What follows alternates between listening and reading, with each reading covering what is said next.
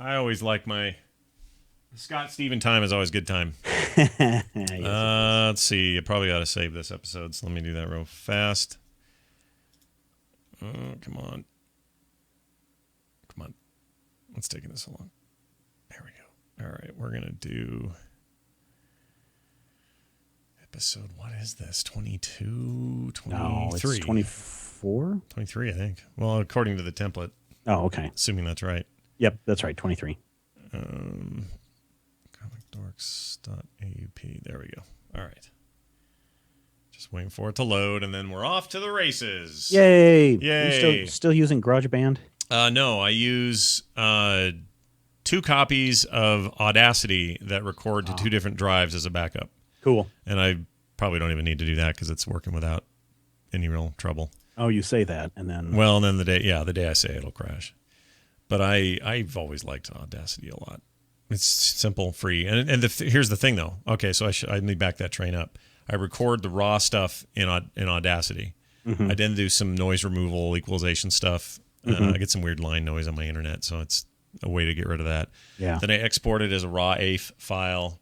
Mm-hmm. And then I pull that over into GarageBand and export again using... Your MP3. Yeah. And I like there's some filters in there I really like that kind of do some gating and things. Oh, yeah, cool. So it's a weird process, but it's kind of works for me. It works for you. Yeah, I have good sound, and that's all that matters. Yep, exactly. Okay, we are saved. Okay. All right, we're recording. Here we go. Let us begin this here program. And do it in 3, 2, 1. Presenting a new exciting radio program featuring the thrilling adventures of ComicDorks. Thrilling adventure, intense excitement, pounding action, and spine-tingling mystery.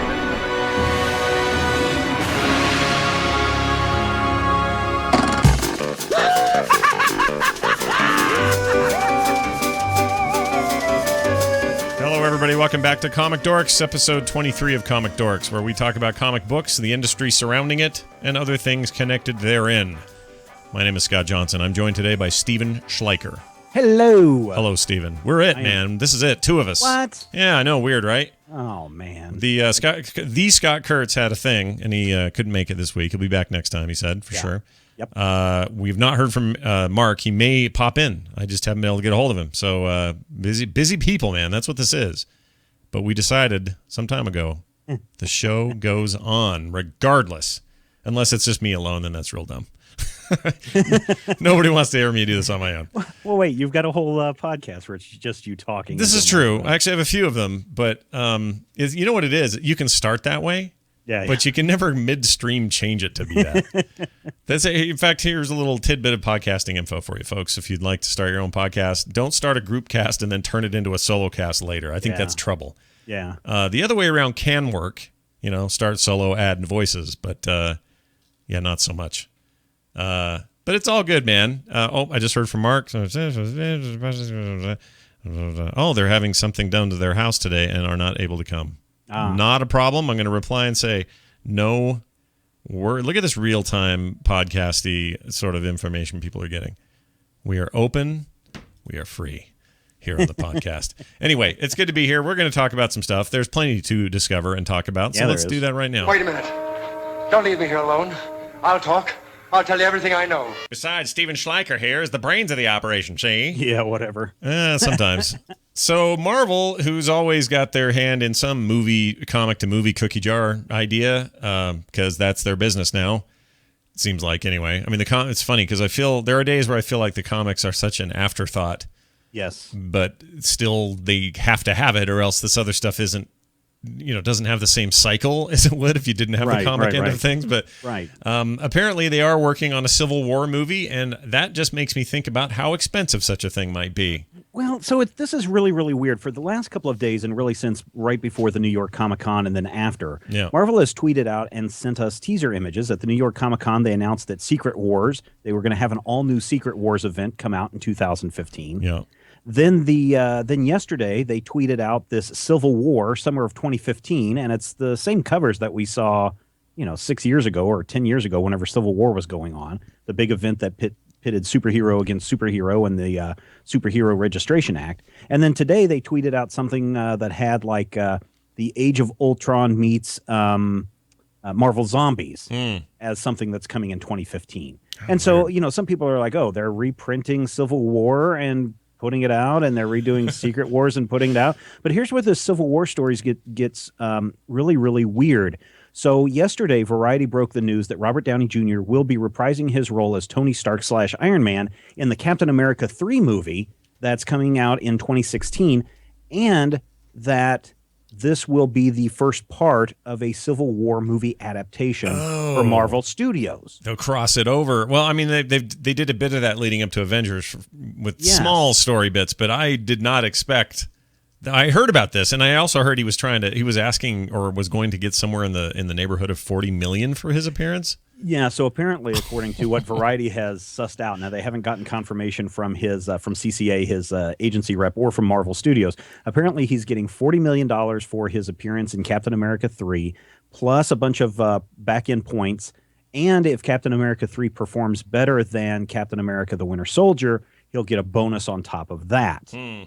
So that's really kind of a big deal. And part of this was he was just scheduled to appear in a bit part in the Captain America 3 movie. And then when it was discovered that it was going to be kind of Civil War tie-in or create a Civil War event throughout the Marvel Cinematic Universe, he wanted to have a much larger role. And so the negotiations back and forth went. Of course, Marvel is notorious for being cheap with their money. But Kevin Feige apparently went and convinced everyone that he's got this vision for a 7-picture Civil War deal. Oh my gosh! I know, isn't that crazy? Because you're not going to do those every 6 months. That's you're talking about years of a storyline potentially. Well, we know that Marvel has 11 movies slated between now and 2019. Yeah. We know that one of them is Ant-Man. Yeah, we do know. We know that one of them is Doctor Strange. We know that one of them is the sequel to Guardians of the Galaxy. And is this counting Avengers 2 next year as well? This is counting Avengers 2 next year. Okay. Wow. So, you know, this could then spin off into the Avengers 4 movie, lead into the Avengers 4 movie. This is new actors, dude. There's no way this is the current cast. There's no way.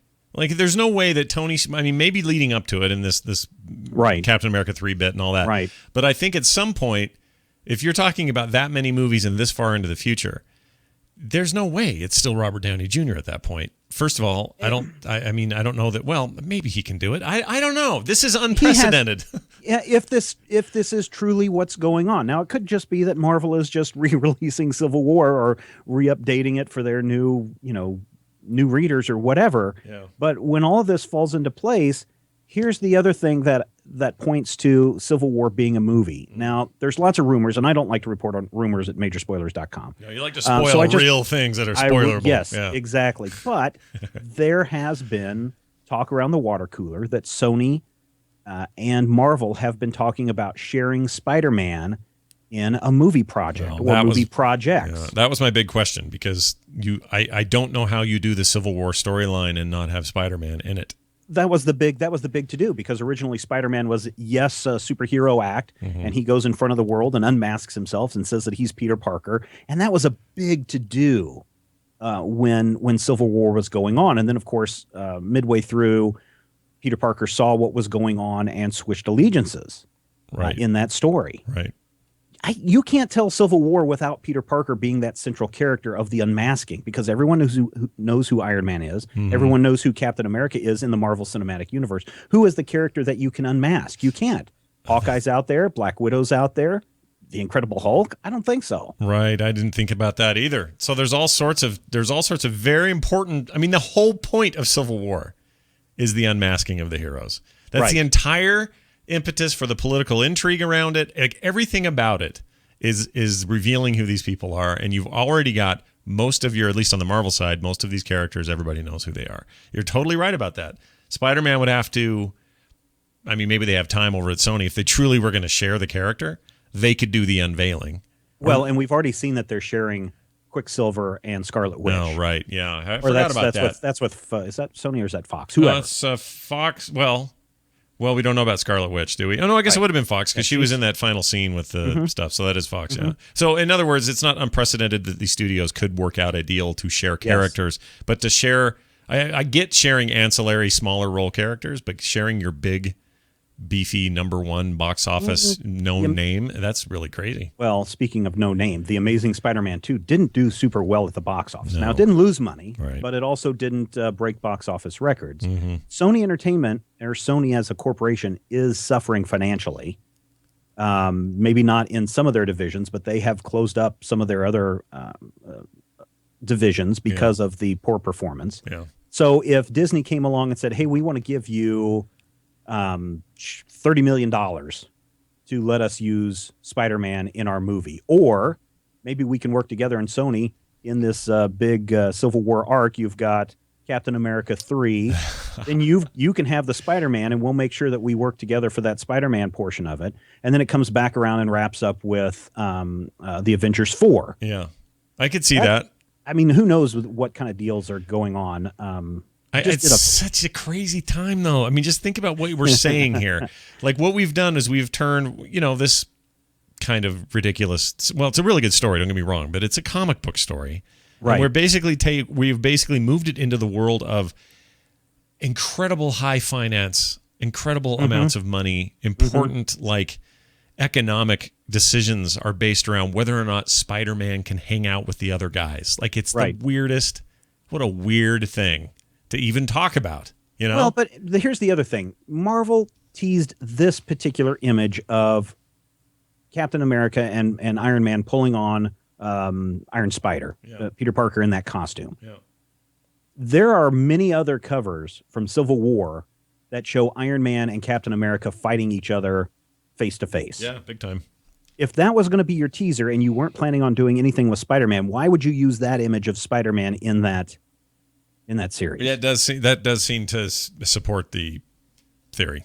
Yeah. Now, again, I could be totally wrong on this, but when you see these things kind of lining up and you look at the way the vectors are moving, it looks like we're going to get a Civil War movie, and that Marvel is going to do a Civil War event in the comics leading up to that 2016 release. Yeah, I could see this, and I also think it's a really awesome story, and in fact, it's reminiscent of what was great about Winter Soldier. Winter Soldier was that same kind of multi-level political thriller, 70s era kind of style thing, and more of that is welcome for me. I'm all about that, but it just seems crazy. The whole idea seems crazy. Here's the thing that I'm hoping. I'm hoping that the Marvel Cinematic Universe splits off into multiple storylines. So you've got your big Infinity Gauntlet event, which features all your cosmic heroes, your Thors, your Guardians of the Galaxy. To a lesser extent, it could even feature Doctor Strange if you needed to. Yeah. And then you have this event that features your superheroes, your non-spacey, magic-y superheroes, and whatever they're calling their new mutant, because we know that they're working on something with Inhumans. You put that in there, and you could have two separate storylines. Yeah. But if there's one thing that we've seen Marvel do time and time again, is that with big events, whether it's Civil War, whether it be Secret Invasion, whether it be whatever the next big thing is that they have going on, X-Men, Avengers, Axis. They force that storyline into all the books across their publishing line, forcing people who don't give a crap about Civil War to have to read a Civil War story in their Squirrel Girl comic. I forgot. Yeah. Yeah, that's the thing is everybody got Civil War treatment, pretty much. Yeah, so what would happen if that's the theory that Marvel goes into with their movies, in that, well, if people are going to watch this, they're going to have to watch all 7 movies to understand what's going on. Yeah, you did. I mean, I know there were primers out there saying, here are the 6 absolute must-reads of the series, and the rest of it you can probably get away. It's probably not that few, but you know what I mean? Like it's kind of like catching up on Doctor Who. Here are all the episodes you should see that matter, and the rest is gravy. Right. You can do that, but when they're preparing, I mean, here's what I would suspect. Whatever this movie is, whether it's a series of films or one movie, they're going to water this thing way down. Oh, it'll have to be. Yeah, it's a movie. It'll have to be. Already watered down. Even if it's 2 or 3 movies, they have to water it down. Yeah. I'm interested, though, So am I. I think it's fascinating. Like I said, this is just some crazy what-ifs of 2 comic lovers sitting around having a conversation. But all signs point to Civil War movie. When did Civil War I feel like it's not that old, and we speak of it as if it's this old thing, but it's like 06, 07 maybe? That's what I want to say, because it was right around the same time that Major Spoilers started. Yeah. Here it is. Civil War, 2006, 2000, through 2000. So it was actually both years. Yeah. Story built around 7-titled, 7-issue limited series written by Mark Miller and penciled by Stephen McNiven. And I forgot that was Mark Miller. Yeah. Why did I not know that? His other work is so different. Mm-hmm. I think that's why.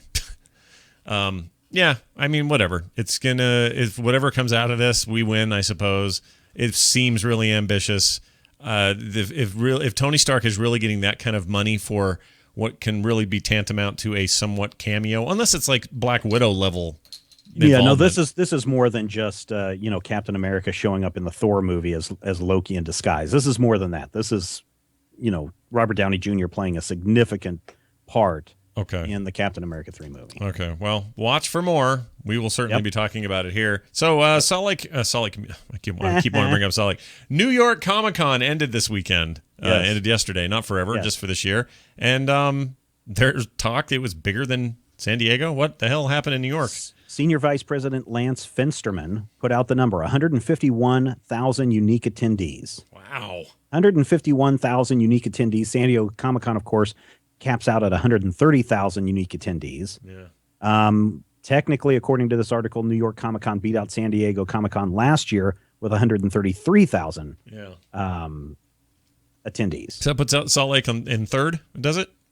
Well, I don't know what the final numbers are. They still don't know. It seems a little fishy, doesn't it? We heard that Salt Lake City was bigger than San Diego, so it could be the second largest. Well, you'd think they'd have the numbers by now. It was like 2-3 months ago. What are they doing over there, I wonder? Yeah, I don't know. I don't know if part of the lawsuit is them kind of keeping mum on some of this stuff or not. Yeah. Because they are still moving ahead with that lawsuit. Yeah, that's all happening regardless. Here's the thing. Yeah. Here's the thing with New York Comic-Con. This is great that 151,000 people showed up. And you would expect that. There's more people concentrated on the East Coast than the West Coast.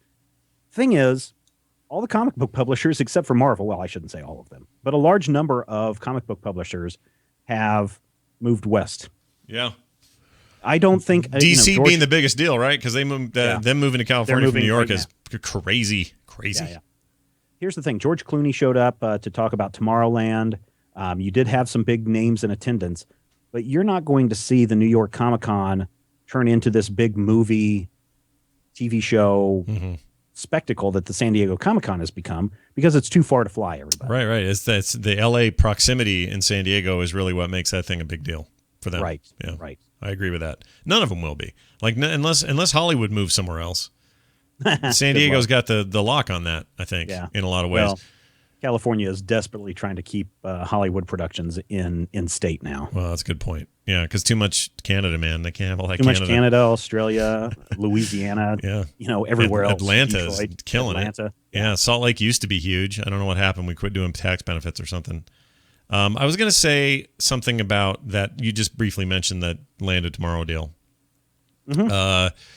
Leading up to that, I really had no expectation. I saw the trailer. Trailer looks neat. But my impression's like, oof, really? This is like Pirates, except even more of a stretch where you're going to take a part of Disneyland and turn it into a film and have a story and, kind of not really all that pumped about it until I read that Brad Bird is directing. Yes. Isn't that interesting that just the mere mention of Brad Bird being tied to a project turns me around 180 degrees? You know what I found fascinating is, and I'd forgotten that Brad Bird was involved, but the minute you see the logo and it's that yellow and orange and red with the black Tomorrowland in front of it, looks just like the Incredibles logo. Yeah, it kind of does, right? Same color scheme, same feel. Well, they're all owned by the same people, so who knows? Yes, at some point, everything that is ever made will be made by Disney somehow. And, the house that Mouse built, man, just tearing it up. Anyway, I do want to see it now because, again, Brad Bird holds a lot of sway with me. He does. Just an incredible director, no pun intended. And I still think The Iron Giant is a masterpiece. And that is such an underrated movie. Yeah, it really is. I loved his Mission Impossible movie. I think he's great. That was really good. I was more surprised at how good Mission Impossible was. Yeah, almost squished Hawkeye in that one scene. Remember that? Yeah. That was pretty good. Really good. Good times. We got a first look at Daredevil. We talked about this on TMS. I know you guys have been talking about it over there. Major spoilers, but my complaint stands. sure this Charlie Cox guy is fine, but I think that dark suit is even fine. I just don't know why that promo photo is virtually unlookable. I can't even see what the hell's going on there. There's a floating face. It's really dark. It's bad. And in the Daredevil Man Without Fear miniseries, Matt Murdock was wearing this black. That's the series jumpsuit. Yeah. Okay, because we were trying to figure out who else or where else that came from, but that's the one. Frank Miller, John Romita Jr. did this, and there's this whole sequence where he's running around essentially in a tracksuit with a scarf tied around his head. Yeah. And killing it. So this is definitely telling. We've seen before the logo, and we said that looked very much from the 1970s or the reboot of the series when Frank Miller came in and did everything with Daredevil Reborn. Now we're getting this Frank Miller Man Without Fear take. This could be an interesting series. Yeah. It's on Netflix. The photo, one thing it doesn't show, I'm fine with Black Ninja Mask and all that. Mm-hmm. But he's not using his nunchuck rope stick thing. That we can see. Yeah, that we can see. I assume that it'll be his weapon of choice, though, right? It's got to be. I would imagine it's got to be. He's got to be throwing something around. I'm looking at if you look closely, coming off of his backside, there's something hanging there. Hey, maybe it's his doodle. I don't know what's going on. That'd be his front side. Oh, okay. Well, it's, he's daring. He's the Daredevil after all. I was looking at the first issue, the April 1964 cover of The Origin of Daredevil by Jack Kirby, who penciled, Bill Everett, who inked, and Stan Lee, who presumably came up with the character along with Bill Everett. He's credited as such anyway. There was a thing in those early Stan Lee days where all the characters looked like an X-Man. Do you know what I mean? And he just looks like another X-Man to me. With his little, he's got his horns and he's got the red D and stuff, but he may as well be at the school for advanced whatever. What's it called? Mutant kinds. I don't know. What is it? Special. I don't know. Special needs. Xavier School for gifted children. For gifted children. That's it. Not for Xavier School for people with kids. Ice vision or whatever. Anyway, so that's coming. Watch for that. Netflix. What's the release? When do we know that's coming out? We don't know. It's coming up next year. Next year, sometime 2015. 2015. Also, you mentioned Secret Wars. Anything else about Secret Wars in 2015 that we know about? Just that they have this whole new Secret Wars event, and it's tied into the toy companies again. So we're going to see Hasbro come up with a whole new line of toys, and Sideshow Collectibles is involved in this as well. So not only are we going to get a Secret Wars event, and of course the big original Secret Wars was a big toy tie-in promotion. 87 or 86 or something. Something like that, yeah. And so now we're going to kind of see the same thing happen, and I hope it works. I interviewed Chris Metzen of Blizzard fame, and had a wonderful conversation. If people haven't heard that interview, you really owe it to yourself. If you like creative people and you want to kind of hear some of that passion just explode in your ears, I think that episode was really great, and you can get it at theinstance.net. But anyway, during that conversation, he had pointed to Secret War as, I think it was Secret War. Now my brain's trying to remember, but I think that's what he had done. But he had pointed to that as being one of his top 3 inspirations ever for what he does for a living. And he even acknowledged the fact that this was such a toy tie-in that it shouldn't have been such an inspiration. It was such a marketing move, that it shouldn't have had all of that power. It's kind of like being inspired by Count Chocula every year or something, because it's just so artificial. But he says that it just was this huge thing. My guess is there's a whole generation of people who were all kids like us then who were affected by that series who are super stoked to hear anything's happening with Secret War, even though it is a big toy tie-in. Yeah, and of course everybody thinks Secret War, and then they think of the follow-up Secret War 2 or whatever it was. Oh, yeah. Which a lot of people wish they could forget. Yeah, that's pretty bad. But, the thing that I think about Secret War was really cool was the fact that there were all these little toys, and we didn't have a whole lot of superhero toys back then. Yeah, it's all Star Wars stuff then. Star Wars stuff was probably and some G.I. Joe stuff. Sure. But nothing for the superhero fan, except for those Mego figures, stuff that was really big, stuff that really didn't fit into regular 3 3/4 inch playability. So seeing that happen, and if they're going to do something like that again, I think it could be good. But on the other hand, I can still go down the toy aisle, and there are tons of Marvel action figures on the shelves. And so I'm hoping that these things don't get lost. Yeah. What's real big I notice at the Target and the Walmart when I'm in there is the big, tall Oh, yeah. It's like 4 feet tall, those things. Yeah, 2.5, 3 feet. Yeah. Those are big, especially DC stuff. I see a lot of Superman. There's a Hulk one, I think I saw. Those are pretty cool. They have a brand new line for Star Wars Rebels now, or just Star Wars, so you can get the Stormtroopers and Darth Vader and the Star Wars Rebels characters. Ooh. That's crazy expensive, though, for those. Yeah, but I wouldn't mind. I have a thing for Stormtroopers of any type, and I've tried to grab everything I've ever, something comes along, I get it. They had a 12-inch one that was super articulated and had like the black cloth underneath the armor was actual cloth, and I love that thing. Anytime there's a clone trooper or stormtrooper, I'm sort of in. So yeah, if I see one of those, probably end up having to justify it. If you're a toy fan, and here's where the interesting part about this story comes in, Sideshow Collectibles.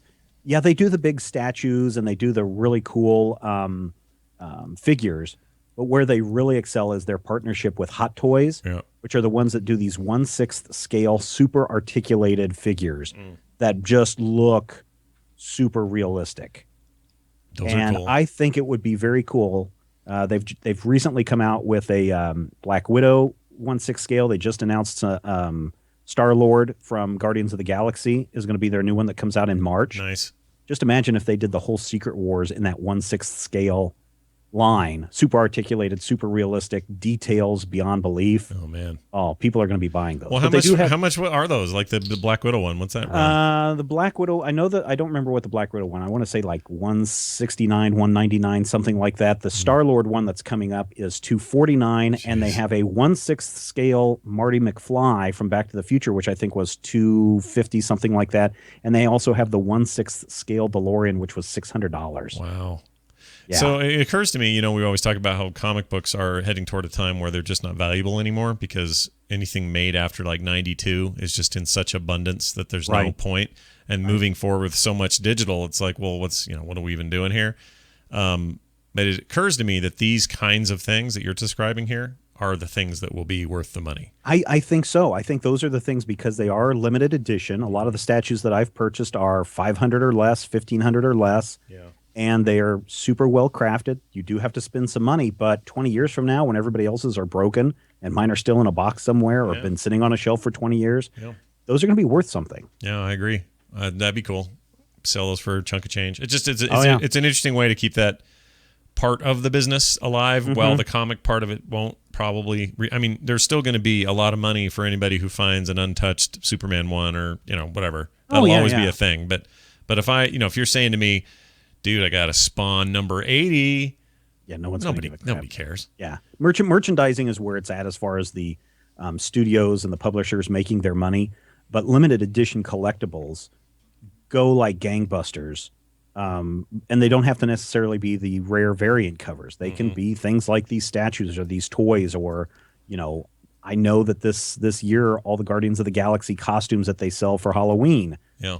In 15 years, those will be collectibles. Yeah. Those are all over the damn place. I'm already seeing them, kids wearing them just to wear them. My son got a highly detailed Star-Lord outfit for Halloween, and he cannot be more excited about it. Nice. Let's see what else we got going on. Gotham, switching over to DC a little here. That Gotham TV show got picked up for a full 22 episodes, original order of 13. I guess it did well enough, did really well. It's done super well. 8 million viewers on the first night. And I think the second episode, I haven't watched this week's. I've watched the first 3, and it's really gotten good. And we talked about this last time on Comic Dorks because it was right after the premiere, that pilot episode, they did a lot of stuff that was forced. But the episodes after that, the 2 episodes that I've watched after that, really solid and start to see how they can do a really good story set in the Batman universe without forcing it down our mouths every 5 seconds. Yeah. Yeah. I still think that they would have been better off adapting Greg Rucka and Ed Brubaker's Gotham Central story. But this is pretty close. Well, at least in this case, they can maybe go in directions that won't upset fans of that Brubaker story. You know what I mean? I suppose. Because sometimes that's when you get in trouble. You start doing offshoots, or you go, it's like Under the Dome. That would have been a great single series thing that lasted, let's say, 8 episodes or something, a miniseries. Yeah. But now they've decided to flesh it out into multiple seasons, and you're like, what are you doing? They got greedy is the bottom line, because the ratings for that were so high that they couldn't walk away from not trying to expand that further. How's that doing now? Does anyone know how that does now? I don't know. I don't know. Well, I'd never watched the first series, so I can't tell. Still under the dome. We know that for sure. Help us. I assume they are. I love the book. I have no idea what the hell's going on in that show. Let's see. That's good. Yeah, way to go, Gotham. More of that, please. That's awesome. You didn't have it in the notes here, but that Powers trailer came. Yeah. Mm-hmm.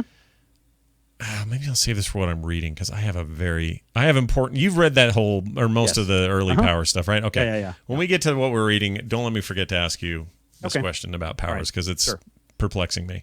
Okay. Let's see what else. Archie meets the Predator. Oh, geez. These Archie crossovers, Archie zombie, Archie whatever, they sometimes strike me as a little weird and odd, but this one is the oddest, man. They did Archie meets the Punisher years ago. And that was a huge success, and people still point to that as one of the craziest crossovers ever, and how successful it was. And then they've done this, it really wasn't a crossover, but Afterlife with Archie, where Archie zombies basically invade Riverdale. I like that a lot. Man, that was such a good book. Yeah. Now they've got Archie meets Kiss, that happened, and now we're getting the Predators coming to Riverdale. Wow, that's insane. So The art looks crazy. Yeah. I mean, is this thing ever going to do its weird little triangle heat vision thing and kill a dude? Probably. I mean, is that so? Okay, so that's my question. Whether the undead thing was great, because it kind of broke with tradition and just went pretty dark. And it was zombie horror is what it was. Right. And I would hope that this would continue, where this would be a straight up Predator story, just set in that place with these characters, and they wouldn't be afraid to pick off characters, kill Jughead early, They probably aren't going to do that. They're probably not going to really kill off one of the main characters, but I'm sure it's going to become a fright, run for your life kind of thing. The solicitation says Archie and friends hit Costa Rica for spring break, where party and beach games soon get replaced by the most dangerous game. What mysterious attractions does the gang hold for the trophy-collecting Predator, and will the kids even realize they're in danger before it claims them all? Yeah. I want Jughead to get his arm blown off and then stand on a hill and shoot with the other guy, like freaking Apollo Creed. Yeah, that's amazing. All right, well, more on that when it comes out. I'm sure we'll read it here on the show. Yeah. Dynamite Entertainment is publishing James Bond comics. Finally, we get James Bond comics. Actually, this isn't the first time. They've been Bond comics in the past, have there not? Right. Yeah, so years ago, there was the comic strip of the newspaper strip of James Bond, and they were adapting all of the Ian Fleming stories. And then years ago, Marvel was producing these oversized movie adaptations of like Octopussy and what was the other one right before Octopussy? Not Live and Let Die. The other one. That may have been Live. Was it Live and Let Die? Oh, I love that one. I love it. Never Again. Oh, Never Say. Crap. Which technically isn't a... There's one where the girl... Okay, there's a lot of skiing in the one I'm thinking of that might be the one you're thinking of. And I remember the girl in it, the main love interest. There's always like three, but the main one had a mustache. And you could see it in the film. Yeah. And there was a big controversy later because it turned out, and Roger Moore was unaware of this, but it was a transgendered individual. Oh, yeah. That's... who had not let anybody know. Yeah. That they were transgender, which, we're talking about the 80s here where people are a little less sensitive to such topics. Yeah. And, or more, depending on your point of view. And they flipped out. Like Roger Moore was all mad. I don't know how if any of that stuff ended up being true, but during high school, I remember that was like the big rumor. Like, I think that was For Your Eyes Only. Yeah. Was it? Okay. I think it was. Like, yeah, that's your dude. That lady's a dude. And we used to get the VHS copy and like pause it and go, all right, I think I can see a little hair on her lip. And I don't know why it was such a big deal, but. And it was that because it was that Spy Who Loved Me. It's the song. Yeah, that's totally the one. Anyway, yeah. So they did comic books of that. Yeah, and Titan Comics has been collecting those comic strips and republishing them. But now, in this new agreement with Dynamite Entertainment, they will be retelling the Ian Fleming books in comic book form, as well as creating a brand new James Bond story that tells you the origin of James Bond's early career. Wow. Or the undocumented early years of Bond's career. I'm into that. So, yeah, definitely things that take place before Casino Royale. I'm really into that. And plus, just with today's sensibilities, I think it's a much more interesting prospect. I'm looking at some of the art from the original Daily Express strips by John McCluskey and later by Yaroslav Horak, whose name is hard to say, but his art is cool. I wouldn't mind a collection of these. I wonder if you can get this anywhere. You can get those. They are collected. I think it's Titan Comics out of Great Britain. where they've collected these things, and I want to find the exact list because I've got a couple of them here, and they're really good. All right. They do have the Casino Royale that's collected, and then they have the one that I really liked was On Her Majesty's Secret Service, and reading that retold and just looking at the art, really, really cool. Oh, but interesting. Yeah, Titan Books has those. Interesting, because Titan's got these all collected in the story, the Fleming storyline. So Goldfinger is the November 2000 edition, which is all the collection of the strips that would equal that story, that entire story. That's really interesting. Yeah. What do you think? I'm just skipping down, seeing if I see a name I haven't seen. Okay. What do you think about a new Bond movie called Nightbird or Shark Bait? That'd be all right. Better than Pull My Finger. I guess so. Pull my finger. Pull my golden finger. All right, there's that. That's coming. Guardians of the Galaxy getting animated. That's crazy, man. This is very exciting to me. I expressed concern earlier in the week about tomorrow or yesterday, I guess, about whether or not Marvel's up to task when it still comes to animation, direct to DVD or streaming or even TV stuff, because it just hasn't been as good as what DC had been putting out. Right. How do you feel about this as a getting the treatment? And as I said on the morning stream earlier this week, Marvel can do it if they stick with it. The problem is they'll do a series, a season or two of something, and then they haven't figured out the toy tie-ins, or they haven't figured out how to merchandise it right, and so then they cancel it. Yeah. With the Marvel's what is it? Earth's Mightiest Heroes, Avengers: Earth's Mightiest Heroes. That was a really good series. Had some great continuity going on with it. My son loves Superhero Squad and everything that tied into that. There's this Spider-Man web slingers, web heroes, something that's going on right now, which is basically the Ultimate Spider-Man. That's going on. The good thing is now the Marvel stuff airs on Disney, because that's who they partner with. That's instead of it being on Cartoon Network or someplace else, Turner, whatever. Now they've got a place where Disney just wants to crank out content so that people are coming to their channel. So this has a chance to go a couple of seasons for sure. Yeah, I'm excited about it. I think the look is good.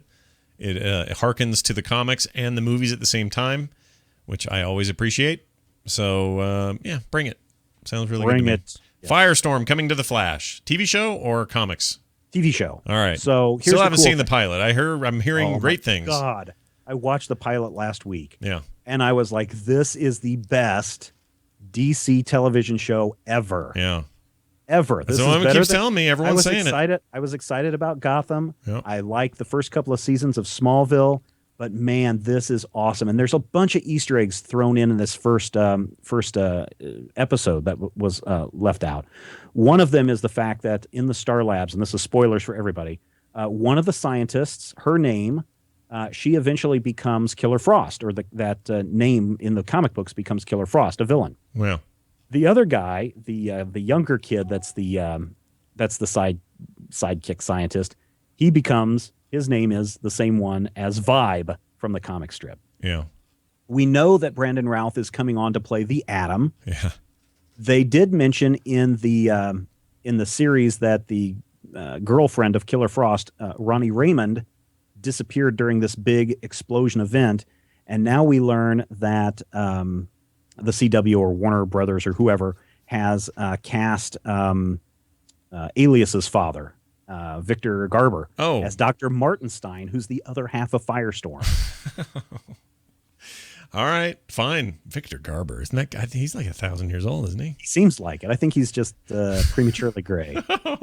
All right. So yeah, I think that's kind of cool that they're starting to incorporate all of these superheroes into a show like Flash and Green Arrow, which will cross back and forth with one another. Yeah, I think this is great.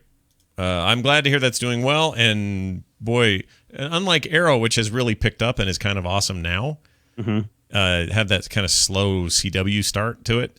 Right. This is so good to hear that one of these is launching strong. Oh my gosh, you really, if you haven't watched it, Scott, go watch it. I still haven't. It's up all right. on Hulu. I'll watch it today. It's up on Hulu, so go watch it. I'll watch it today. I'm going to do it.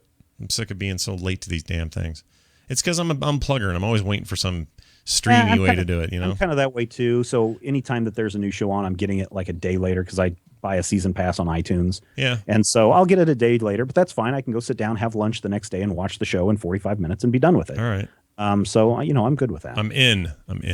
All right, let's get on to what we've been reading. The stolen plans of the vibrator were destroyed, along with the only 2 criminals who knew how to operate it. So I'm powering through Saga, and I'm, of course, loving it, and I'm actually kind of stressed that I'm only an issue away from being done to where we're current, because I just adore that book. There's something about it that just sings to me. It's not for the kids at all. No, that's not what attracts me to it, though. I don't know what it is. There's something else at play because here. It's stories about human interaction, and even though they're not humans, it's people interacting with one another. Whether it's also relatable. In-laws showing up, and you can relate to that. Yeah, oh yeah. Whether it's the in-laws showing up, or in the case for me having a mixed relationship, a mixed marriage. Yeah. They touch on a lot of hardcore topics, almost like Star Trek did back in the 60s, touching on a lot of social issues in this series and then wrapping it up into some crazy adventure. Yeah. And also, there's a lot of sort of pro-war, anti-war stuff happening. There's what makes a country, in this case, a planet neutral or not, dealing with like temptations inside of a marriage. And just, it's just so freaking weird. It is such a weird thing, and it works for me. And so I'm all in, and all it does is make me want to like grab all of the other Brian K. Vaughan stuff when I'm caught up and just read it all. His stuff is fantastic. Yeah. I got introduced to him, and I don't remember if it was The Adventures of Cavalier and Clay or if it was the Marvel Runaways series. But Runaways is really good, the first volume of Runaways. Yeah. That's all he did, right? He left after that or something. Yeah, I think he maybe started the second volume. I don't remember. But yeah, definitely the first volume is his best on Runaways. The Comixology's got pretty much everything he's ever done. And I was a huge fan of Why the Last Man, and that's where I kind of got introduced to him. So I knew I liked that, but I didn't realize the range. So I want to go read his Marvel stuff, his weird offshoot independent things. Like, I just want to kind of just smear myself all over Brian K. Vaughan. That doesn't sound good either.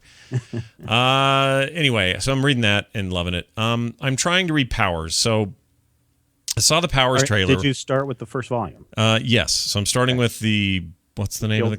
Who Killed Retro? Who Killed Retro Girl, the beginning thing. I'm starting at the top, working all the way down. Wouldn't have it any other way.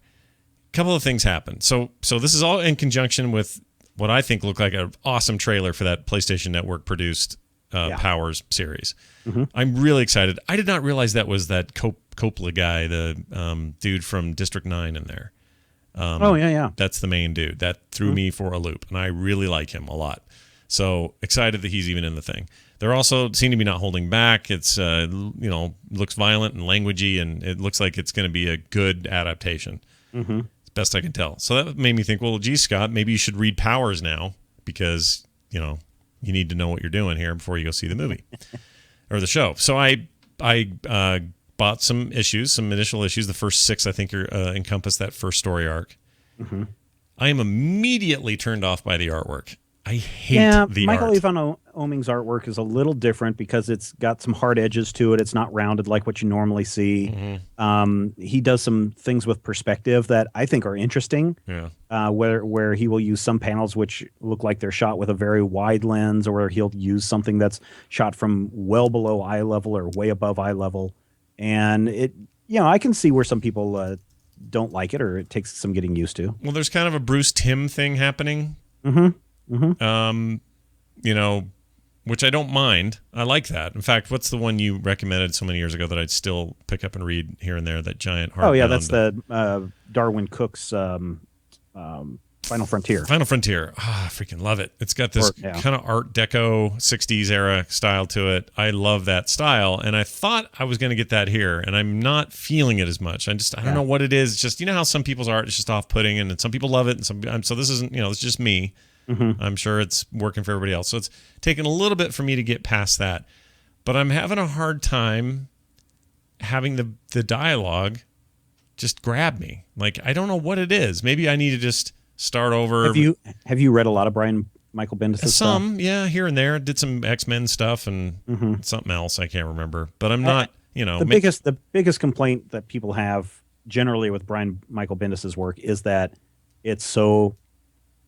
what's the word? Wordy and verbose. Yeah. He gets out there, and in the way that he's writing the dialogue, it can span multiple pages and feel very sloggy to get through. Yeah, it feels like a book. You'll look at 2 or 3 pages ahead and you're like, man, I'm glad there are pictures here. Yeah, they've here. only walked across the street in these 3 pages. Yeah, there is a lot of that. Maybe that's what I'm feeling. And whereas I feel like things are pretty sparse but effective in Saga, and so I'm coming right off of Saga into that. That's probably the problem here. And also you're reading a book that is 10 years old. Yeah, that's a good point. That thing is 10 years old now. 2000, actually older. I think it's 01 when that. Wait. Is that right? Not actually sure about that. I'll look it up. Anyway, I'm going to keep going. I just had that thought, but I really am excited about that trailer in that series. I think that looks insane. I think the first volume is probably the best. The Who Killed Retro Girl and Role Play and to a lesser extent Little Deaths is good, but after that, to me, it got really kind of crazy, especially when it got into volume 2, where it basically follows Walker from way back in the caveman days as he's evolving, and he's this Cro-Magnon and going through everything and dying and being reincarnated. It's just really weird. That is a little weird. Yeah. I'll see at the end of volume 1. I'll see how I'm feeling, and then kind of decide what to do from there. But yeah, the series looks cool. I can't tell if so. I assume I can know how to say his name, but the Copley guy, the actor.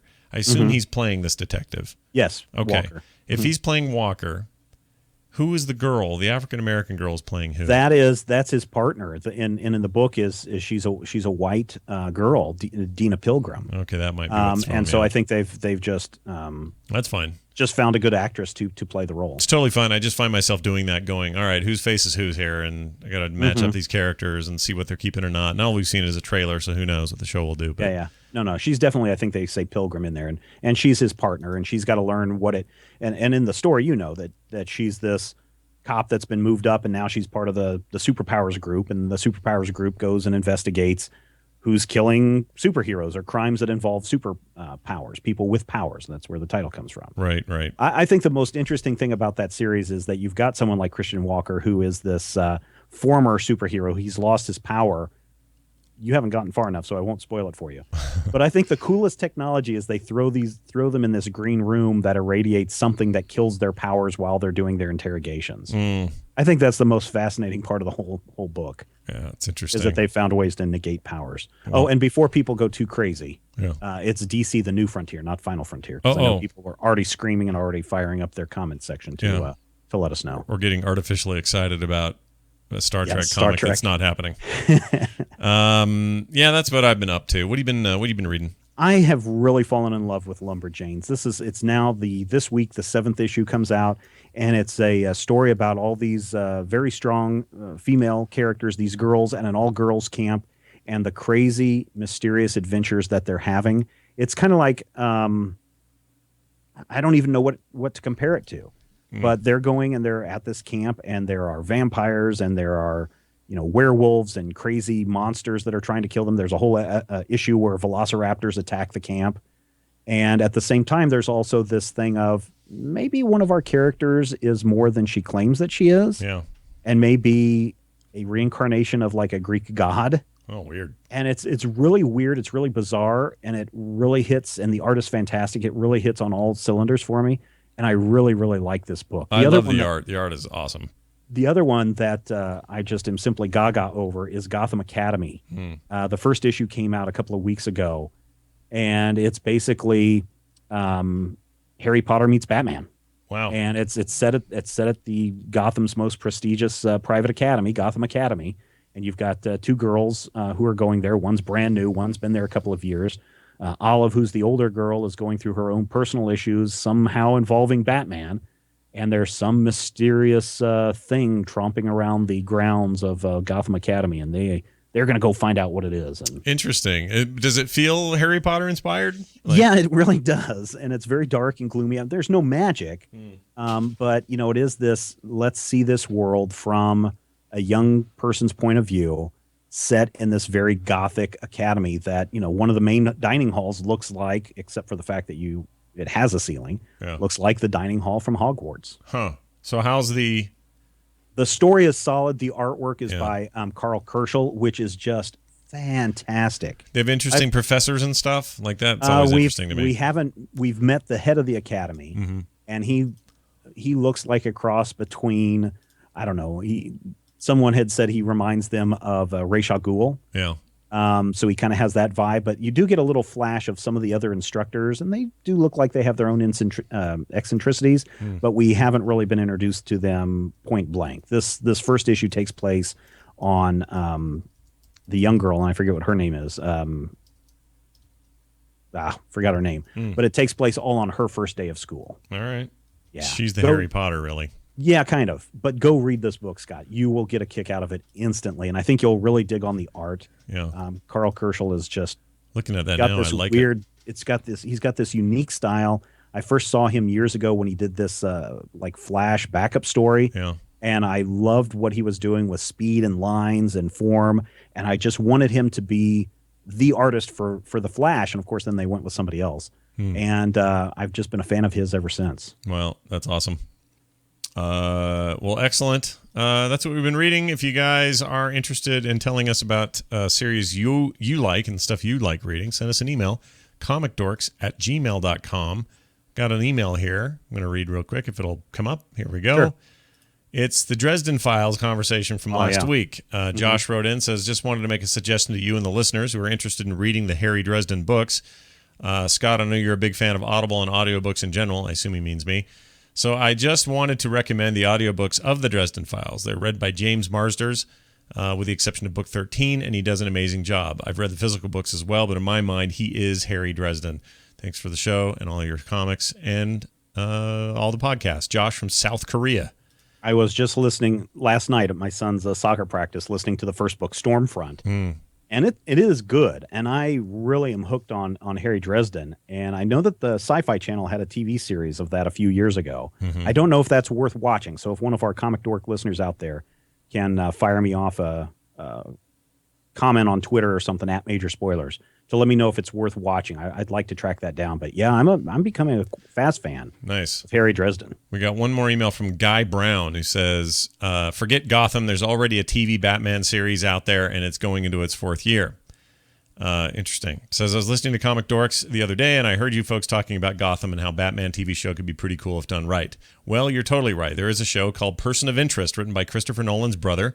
That's actually good. Follows a former spec ops turned vigilante and his computer genius compatriot as they take down crime syndicates and face a recurring rogues gallery of awesome villains. It's basically the first half of The Dark Knight mixed with some Edward Snowden-esque computer intrigue and occasional usage of 80s style action cheese. Think Airwolf, MacGyver, and A-Team for however the topic can sometimes be. It's got your Jesus, Ben Linus, and Mom from 2011's Karate Kid, and there's so much more star power. I've heard of it, but I didn't know that it was kind of a vigilante kind of Batman. Yeah, it's really weird. I'd heard some things, and I forget. Maybe somebody sent me an email after our last conversation, and I went and tracked down the pilot episode. And yeah, it's really cool. It's this computer genius who figured out this way that the computer was tracking people of interest. He doesn't know what's going to happen or how they're going to be involved with something, but he essentially hires a former mercenary or former special ops guy to come in and help solve why this person is of interest. My understanding is in the second season or another season, they realize that the computer has sentience, and is a full AI. But yeah, I watched that first episode and I'm intrigued to watch some more. Yeah. Well, I'll check it out. He does say it's streaming on Amazon and maybe on Netflix. He's in Canada, so he's not sure on the American version on Netflix, but Amazon streaming has it. It's definitely on iTunes. So. Oh, all right, cool. Guy Byron, thanks, man. We appreciate it. Emails can be sent to us at comicdorks@gmail.com. That's going to do it for us. Hell of a show. Wow, that was a lot. It was a lot, but we swallowed it all. And if we had all 4 voices this week, we'd be here for another 6 hours because there was so much here to say. Stephen, anything happening in your world that people should be aware of before we go? Over the next couple of weeks, we'll have the voting open for our Major Spoilers costume contest, and we want people to come and vote. And the winner is going to get an iPad mini, so we want as many people to vote as possible. And that's about it for right now. All right, very cool. Major Spoilers on Twitter. And, of course, majorspoilers.com. I will be at BlizzCon in a few weeks. If you are going and attending and are in the Anaheim area and you want to shake hands and say hi and hang out, I will surely be there, and I will be relatively easy to find. So please check that out. Follow me on Twitter for those details. I'm at Scott Johnson. You can find the show at ComicDorks.com. All our previous episodes, subscription info, and whatnot are all right there. You can email us, ComicDorks@gmail.com, on Twitter @ComicDorks. And we got a shirt on /loot.com where you can buy that supports us as well. And that is a Comic Dorks t-shirt. I think that's it. For more awesome stuff, go to frogpants.com. There's a lot more shows there. I think that's everything. Steven, thanks for hanging out with me, man. Hey, thank you, man. It was a blast. Yeah, everybody else should be here next time. Thanks, everybody, for being here, and we'll see you then.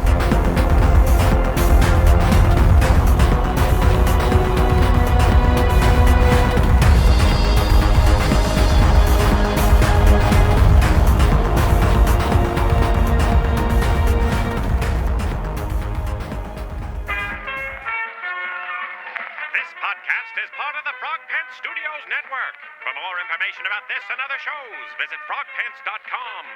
Audio program so good, it's like you're there. Huh? There you go. Good show, man. All right, thanks. Yeah, that was great. Good. I hope so. Efficient, fast, lots of info. Yeah. And stuff for people to digest. Well, I love a good Kurtz rant. Don't get me wrong, but sometimes it's things go real smooth when we don't have a big some big comic fight going on in the world. So we got a big news dump. May as well just tear right through it. Yep, definitely. If you need me for anything, let me know. But nice job. All right, man. Thank you, Scott. Take care. See you later, buddy. Yep. Bye.